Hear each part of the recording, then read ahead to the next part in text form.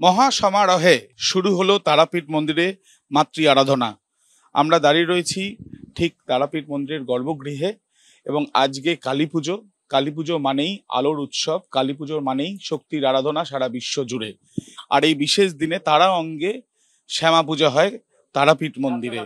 একেবারে মা তারাকে শ্যামা রূপে এখানে পুজো করা হয়। সকাল থেকে আমরা দেখছি মঙ্গল আরতির পর ইতিমধ্যে ভোগ নিবেদন চলছে। ফল প্রসাদের মাধ্যমে এই ভোগ নিবেদন মাকে সাজিয়ে তোলা হয়েছে রাজবেশে।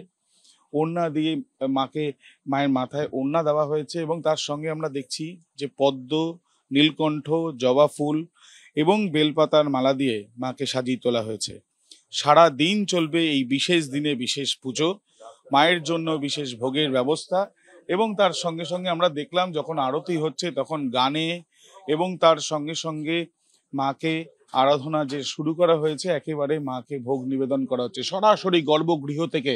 আমরা দেখছি আজকে এই বিশেষ দিন, দীপাবলির দিন এবং দীপান্বিতা অমাবস্যায় আজকে বিশেষ দিনে বিশেষভাবে মা পূজিতা হন এবং দূর দূরান্ত থেকে মানুষের ভক্ত সমাগম, সেই সমাগম প্রত্যেকবারের মতন এবারও আলাদাটা হয়নি এবং দূর দূরান্ত থেকে মানুষ আসছেন এবং তারা তাদের নিত্যদিনের যে পুজো, তারা তাদের নিজেদের যে পুজো দেওয়া তারাপীঠে আসলেই তারা করেন, সেটাও আজকে হবে এবং যতক্ষণ পর্যন্ত ভক্তরা থাকবেন ততক্ষণ পর্যন্ত রাত দরজা খোলা থাকবে। মায়ের দরজা সবসময় খোলা। আর গানে গানে যেমন বলা হচ্ছিল, তারাপীঠ মন্দিরে আসলে কেউ খালি হাতে যান না।